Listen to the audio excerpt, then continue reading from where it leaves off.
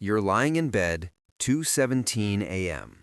The house is quiet except for the hum of the refrigerator and the anxiety buzzing in your chest. You unlock your phone.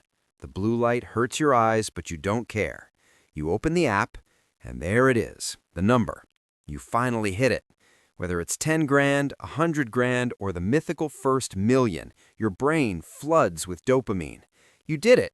You grinded, you skipped the vacations, you ate the cheap noodles. You're safe. Then a notification slides down from the top. Global tensions rise. Markets volatile. WW3 fears. Suddenly, that number doesn't feel like safety. It feels like a target. You think you've won the game, but the system is about to shift the rules. You save the money, but can you keep it? Because hitting the number feels like a win, but the catch is that most people lose it right when they need it most. The world doesn't end with a bang for your portfolio, it ends with a whimper of bad decisions made in panic. Let's talk about the trap. We treat money like a high score in a video game. You beat the level, you get the trophy, you move on. But personal finance isn't a linear level. It's a roller coaster that someone else is driving.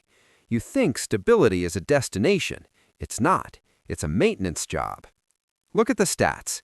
Federal Reserve data shows that even among households with significant savings, a huge percentage can't withstand a sudden economic shock without liquidating long-term investments. Why? Because the finish line keeps moving. Inflation eats the purchasing power. Panic sells the assets.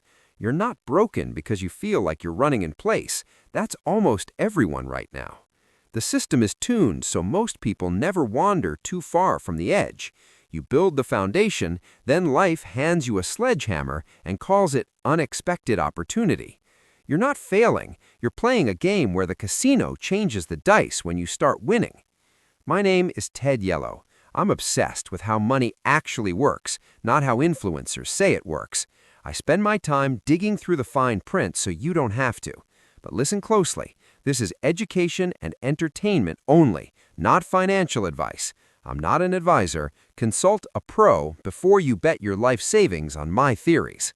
Now, let's look at why your plan fails when the headlines get scary.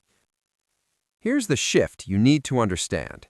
Phase 1 is the grind. This is where you scrape together cash, kill debt, and hit that milestone number. It's hard, but the rules are simple. Earn more, spend less. Phase 2 is what happens when the world gets weird. Maybe it's World War III, maybe it's a recession, maybe it's just life. This is where the psychological traps snap shut. When you've lived in scarcity for years, having money feels like a permission slip to finally breathe. You think, I survived the hard part, I deserve to upgrade. But the system incentives are working against you. Banks and apps love a stable person with cash. They want you to feel safe enough to take risks. They tempt you with higher yields, crypto schemes, or inflation-proof assets that are actually just volatile gambles. The rich tax no one calls a tax is the complexity tax. They make preservation sound boring, so you'll chase excitement instead.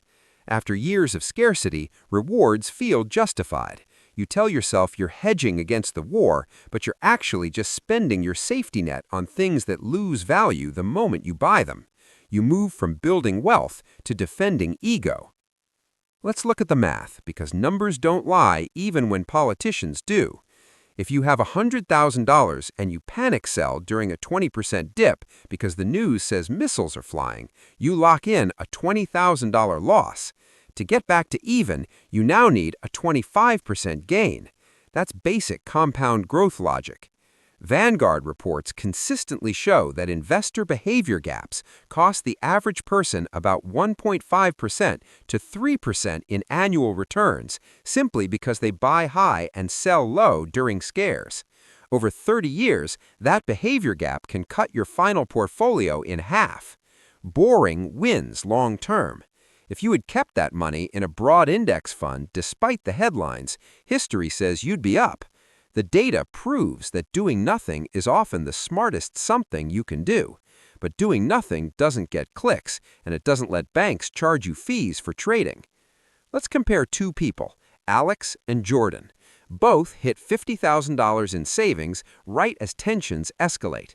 Alex hears the news and thinks, cash is trash, I need gold, crypto, and tactical gear. Alex moves everything into volatile assets trying to outsmart the collapse. When the market dips on a rumor, Alex panics and sells low to cover living expenses because the assets won't stabilize. Alex drifts back to zero, stuck in the cycle. Jordan takes a different path. Jordan sets a floor.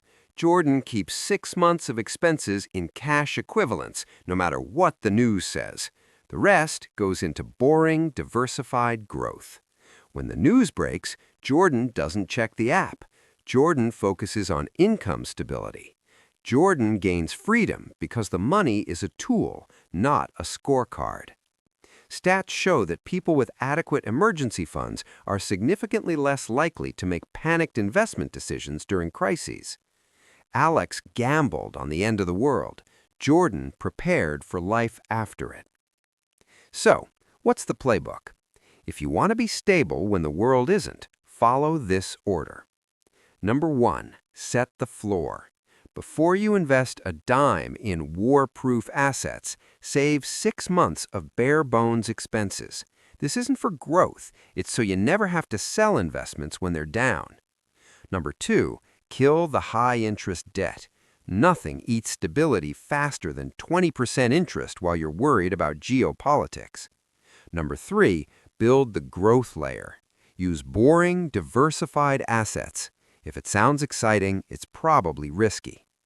Number 4, be suspicious of sales. Anyone selling you a WW3-proof solution is trying to make a war profit off your fear. The mindset shift is simple. Money isn't about hitting a number, it's about buying options. It's the option to say no. It's the option to wait. The real catch is understanding that stability isn't about predicting the future, it's about surviving any future. Protect your first number like it's the floor, not the finish line. Because when the world gets loud, the only thing that matters is that you're still standing.